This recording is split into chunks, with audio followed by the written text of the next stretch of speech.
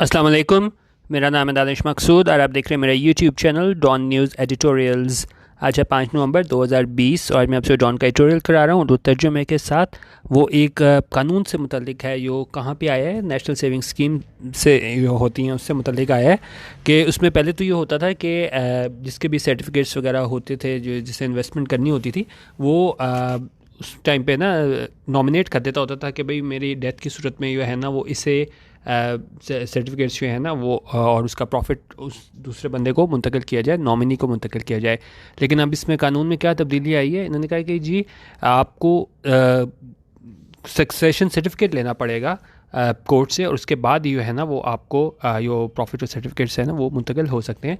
तो अब इस एडिटोरियल में काफ़ी इस बात पे तनकीद का निशाना बनाया गया है क्योंकि होता क्या है कि मोस्टली जो यहाँ पे इन्वेस्ट कर रहा होता है वो क्या कौन लोग होते हैं, मतलब बूढ़े लोग होते हैं जो रिस्क नहीं ले सकते कि अपनी इन्वेस्टमेंट किसी ऐसी जगह लगाएं कि जहाँ पे वो डूबने का ज़्यादा चांस हो। जिस तरह आगे इन्होंने इसमें एडिटोरियल में बताया है कि स्टॉक एक्सचेंज होते हैं उसमें तो आपकी पूरी अमाउंट जो है वो डूब जाती है। तो उन्होंने कहा जो इस तरह के लोग ये इन्वेस्ट करते हैं ना तो वो बड़े बूढ़े किस्म के होते हैं, उनके पहले ही बड़े मसाइल होते हैं और आप एक नया मसला खड़ा कर दो कि इनकी जब डेथ हो जाएगी तो उसके बाद जो इनके वर्सा हैं तो उनको ये है एक बिल्कुल लीगल बैटल में जाना पड़ेगा अपना हक लेने के लिए। तो उस हवाले से इस पर तनकीद की गई है, इसको हम देखते हैं। उन्होंने कहा फॉर मैनी पाकिस्तानीज़, उन्होंने कहा बहुत से पाकिस्तानीज़ के लिए क्या है, एक मिनट, अच्छा बहुत से पाकिस्तानीज़ के लिए क्या है, looking to park their hard earned saving somewhere reliable. उनका बहुत सारे पाकिस्तानीज़ जो देख रहे होते हैं कि वो अपनी जो हार्ड अर्न मनी है, मुश्किल से कमाई हुई जो रकम है उसको हम कहाँ पार्क करें, यानी कहाँ लगाएं, समवेयर रिलायबल जो कि क्या हो, मुस्तनद हो।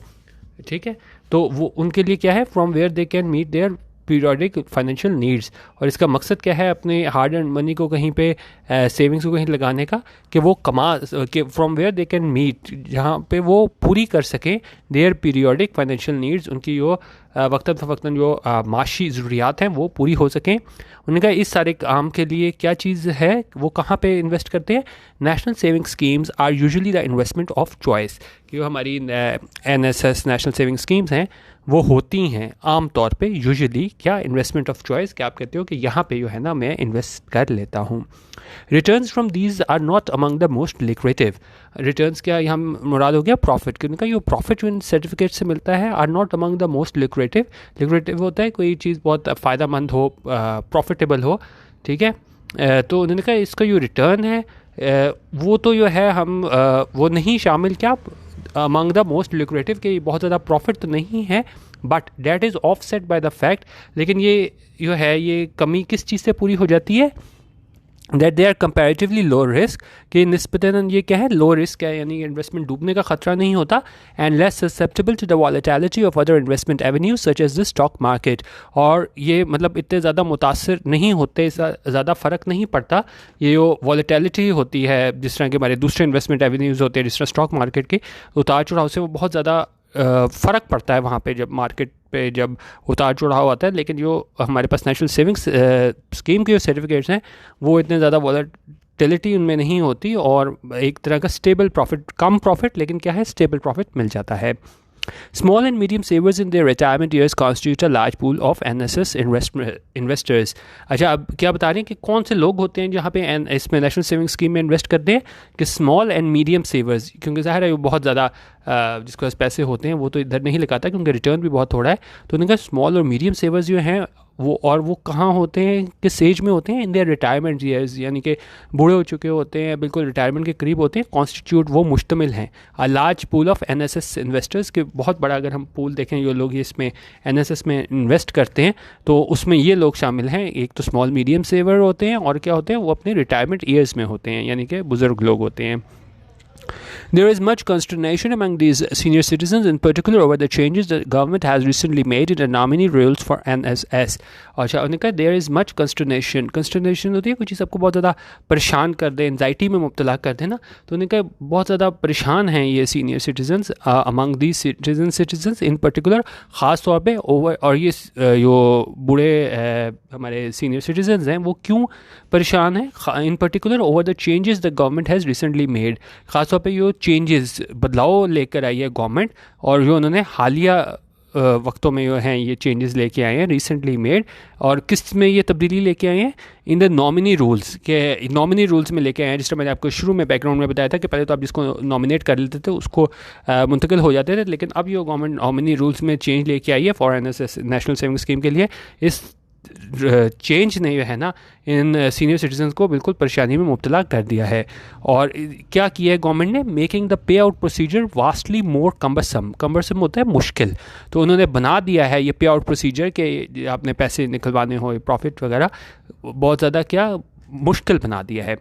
और ये स्टेप क्यों लिया गया है, किस जजमेंट के नतीजे में लिया गया है, ये आगे बता रहे हैं। The step has been taken to comply with the Sindh High Court judgment of August 23, 2016, ordering the payment of NSS dues to legal heirs as required under the Muslim law of inheritance rather than to nominated persons. अच्छा, अब ये step क्यों लिया गया है कि उसको comply करने के लिए सिंध हाई कोर्ट जजमेंट में जो उनका ऑर्डर था 23 अगस्त 2016 का, और उसमें क्या उन्होंने हुक्म दिया था कि जो नेशनल सेविंग स्कीम की जो पेमेंट है ना, जो ड्यूज़ हैं, वो लीगल हेयर्स को दिए जाएँ। किस चीज़ के मुताबिक? Under the Muslim law of inheritance, कि जो हमारा विरासत का कानून है मुस्लिम लॉ, उसके तहत दिए जाएँ, रादर देन बजाय इसके के टू नॉमिनेटेड पर्सनस, कि आपने जिसको भी नॉमिनेट कर दिया उसको दे दिए जाएँ। तो उन्होंने कहा आप ये लॉ ऑफ जो मुस्लिम लॉ ऑफ इनहेरिटेंस है उसके मुताबिक जो है वो आप इनको पे आउट करो, जो हकीकी शख्स है जिसके इन्वेस्टमेंट है उसके मरने के बाद। According to the new procedure, उनका जो नया प्रोसीजर है उसके मुताबिक क्या है? The certificate purchaser investor will no longer be able to designate a nominee, कि जो इन्वेस्टर है जिसके ये सारे पैसे होंगे वो नहीं कर सकेगा डेजिग्नेट होता है अपॉइंट, क्या चीज़ नहीं कर सकेगा? नॉमिनी, कि वो नॉमिनी नहीं अपॉइंट कर सकेगा। To whom the funds would go in the event of his her death, कि जिसके पास जो है ना वो फंड्स जाएंगे किस वाक़े के होने पे? On the event of his her death, कि डेथ होने के बाद ऑटोमेटिकली जिसको नॉमिनेट किया हो उसको नहीं जाएंगे। ये जो है वो कानून हुकूमत लेके आई है। इंस्टेड इसके बरक्स the payment of the principal amount and the profit thereon, कि जो पेमेंट होगी प्रिंसिपल अमाउंट की भी, सर्टिफिकेट्स की भी, और क्या है प्रॉफिट देयर ऑन, उस पर जो मुनाफा होगा वो भी, इफ़ एनी अगर कोई हुआ, वुड बी डिस्पर्स्ड, वो दिया जाएगा किसे? टू द लीगल हियर्स, जो इनके वर्सा होंगे, कानूनी वर्सा, उन्हें दिया जाएगा। किसके मुताबिक?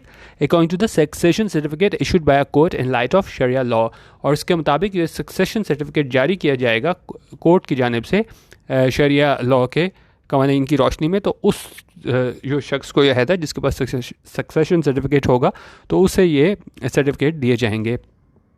ठीक है। अच्छा, अब ये क्यों बता रहे हैं, क्यों इतना मुश्किल है और क्यों मुश्किलात बढ़ जाएंगी? वो कह रहे हैं कि the legal system in this country is already stretched way beyond it's limited capacity. उनका जो हमारा लीगल सिस्टम है, ठीक है, हमारा ये सारा कानूनी निज़ाम जो है इस मुल्क का, वो पहले ही क्या है, ऑलरेडी स्ट्रेच, बिल्कुल पहले ही खिंचा हुआ है। मतलब मज़ीद आप इस पर क्या है बोझ नहीं डाल सकते। Way beyond it's limited capacity, कि उसकी महदूद कैपेसिटी है, ताकत, अहलियत है, उससे वो पहले ही बहुत ज़्यादा ऑलरेडी स्ट्रेच्ड है। There is backlog. बैकलॉग होता है कि कोई नामुकम्मल काम, और किस चीज़ की नामुकम्मल काम की बात कर रहे हैं? There is backlog nearly 2 million cases, तकरीबन 2 मिलियन 20 लाख केसेस का बैकलॉग है, यानी कि ये पेंडिंग है cases. Long and proceedings move at a glacial pace. उन्होंने कहा एक तो ये 2 मिलियन केसेस जो हैं वो पेंडिंग है हमारे पास, और क्या है जो प्रोसीडिंग्स हैं वो किस पेस पे चलती है? एट अ ग्लेशियल पेस, यानी कि बहुत ही आहिस्ता चलती हैं। क्योंकि देखें एक बंदा है, उसको पैसों की ज़रूरत है, किसी का फ़र्ज़ करें कोई शख्स मर जाता है, ठीक है, और उसके बाद जो उसके वर्सा हैं उनको पैसों की ज़रूरत है, और अब उसको क्या करना पड़ेगा? पहले सक्सेशन सर्टिफिकेट लेना पड़ेगा। और फिर यहाँ पे वो बता रहे हैं कि हमारा लीगल सिस्टम ही ऐसा है कि वहाँ वो लेने जाएगा, और पहले ही वहाँ 20 लाख हमारे पास कितने 20 लाख केसेस का बैकलॉग है, यानी कि डिसाइड होने वाले हुए हैं। और फिर हमारी प्रोसीडिंग्स भी है ना बहुत स्लो पेस पे चलती हैं, तो उस पर बहुत देर लग जाएगी और बहुत मुश्किलात का सामना करना पड़ेगा वर्सा को। अच्छा, in particularly in civil courts, खासतौर पर उनका सिविल कोर्ट्स में जो प्रोसीडिंग्स हैं वो तो बहुत क्या है आहिस्ता चलती हैं। उनका this burden needs to be lighten, उनका ये जो बोझ है उसको क्या कम किया जाना चाहिए, नॉट एडेड टू, ये नहीं कि आप उसमें मजीद इजाफा कर दो। The new procedure will also constitute an unnecessary complication where there is no dispute over the payout among the legal heirs of a certificate purchaser investor. उनका ये नया प्रोसीजर है, नया कानून है, वो क्या है, वो बना देगा एक बड़ी गैर ज़रूरी कॉम्प्लिकेशन, मुश्किल बना देगा। When there is no dispute, where there is no dispute, जहाँ पे जो है वो कोई क्या है झगड़ा ना हो over the payout among the legal hairs, कि भाई किसको ये पैसे कौन निकलवा सकता है पैसे, उनका जहाँ पे झगड़ा ना हो उन कानूनी वर्सा के माँ बहन, ठीक है, सर्टिफिकेट परचेजर के, तो वहाँ पे तो उनका ये नया प्रोसीजर बहुत ज़्यादा मसले क्रिएट कर देगा. This paper over the past few weeks has received numerous letters from readers expressing their distress over the change in rules. उनका इस पेपर ने यानी डॉन न्यूज़पेपर ने पिछले कुछ हफ्तों में ये हैं क्या रिसीव की हैं बहुत ज़्यादा न्यूमरस लेटर्स, उनको लेटर्स मिले हैं डॉन वालों को, किन की जानिब से, from readers expressing there distress, उन रीडर्स की जानिब से जिन्होंने क्या है डिस्ट्रेस का इजहार किया है over the change in rules के, ये तब्दीली आई है इन रूल्स में उसके ऊपर. The circumstances of some of them are such they can not but worry over what is certain to be an extended ordeal for their nominees after they themselves are gone. उनका ये हालात जो है ना, of some of them are such के जो हालात हैं इनमें से कुछ के वो क्या है, they can not but worry, वो सिर्फ मतलब वरी कर सकते हैं इसमें मतलब them are such that they can not but worry, मतलब सिर्फ वो परेशान हो सकते हैं ओवर किस चीज़ पे, what is certain to be an, यो कि लाजमी तौर पे क्या होगी, एक्सटेंडेड ऑर्डियल, कि एक मतलब एक ऐसी चीज़ जिसकी कोई ज़रूरत नहीं थी, एक्सटेंडेड ऑर्डियल होगी, आजमाइश होगी, किसके लिए, उनके नॉमिनीज़ के लिए, आफ्टर देमसेल्व्स आर गॉन, जब वो खुद चले जाएंगे तो उनके नॉमिनीज़ के लिए है ना वो बहुत बड़ी आजमाइश होगी. The Supreme Court should revisit the issue, ने कहा सुप्रीम कोर्ट को इस इशू को क्या दोबारा रिविजिट करना चाहिए, दोबारा गौर व फिक्र करना चाहिए, एंड टेक अ व्यू, और क्या व्यू लेना चाहिए, that is both compassionate and practical, जो कि क्या है हमदर्दी की बुनियाद पर लिया गया हो और क्या हो प्रैक्टिकल हो, या वाकई करना पॉसिबल भी हो.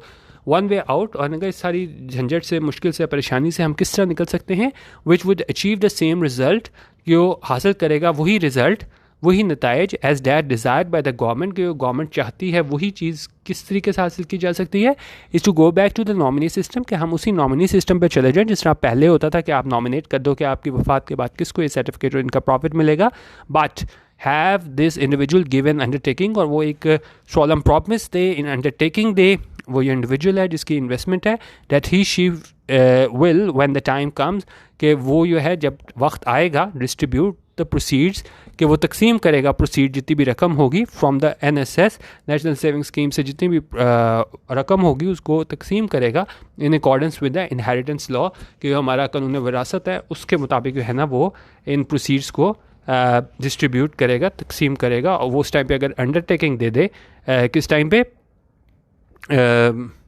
जब ये नॉमिनी सिस्टम पे चले जाए, जब नॉमिनेट करता है, तो उन्होंने कहा सिर्फ आप ये करें कि वो अंडरटेकिंग दे दे कि मैं डिस्ट्रीब्यूट जो करूँगा अपनी प्रोसीड्स NSS की, वो क्या होंगी, इसके जो हमारे पास इनहेरिटेंस लॉ है, कानून विरासत, उसके मुताबिक होगी.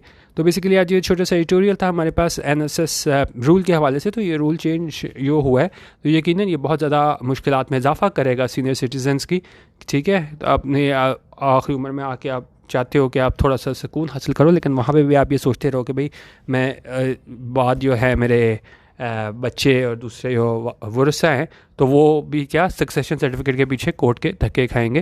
तो उन्होंने कहा ऐसा नहीं होना चाहिए, पहले वाला सिस्टम ही सही है जहाँ आप नॉमिनेट कर देते थे, लेकिन उन्होंने कहा वहाँ पे आप अंडरटेकिंग दे दो कि जो इनहेरिटेंस लॉ है उसके मुताबिक जो है वो तकसीम किया जाएगा जब ऐसा वक्त आया. ठीक है, ये आज का एडिटोरियल था.